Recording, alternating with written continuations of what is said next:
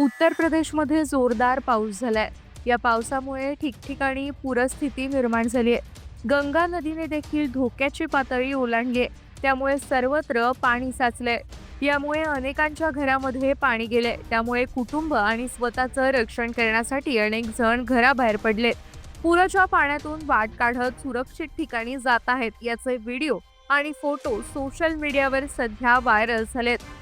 असाच एक पुराचा व्हिडिओ समोर आलाय, ज्यामध्ये पुराच्या पाण्यातून एक कुटुंब नवजात बाळाला घेऊन प्रवास करताना दिसतंय. चारही बाजूला संपूर्ण पाणीच पाणी आहे. यातून प्रवास करण्यासाठी त्यांना कोणतीही बोट किंवा बचाव मदतीसाठी उपलब्ध नव्हते. यामुळे हे कुटुंब नवजात बाळाला घेऊन प्रवास करत असल्याचं दिसतंय.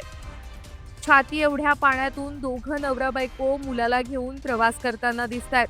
वडिलांनी आपल्या लहान मुलाला हातात घेऊन प्रवास केलाय. कुटुंबाचा हा जीवघेणा प्रवास पाहून अनेकांचा थरकाप उडाला.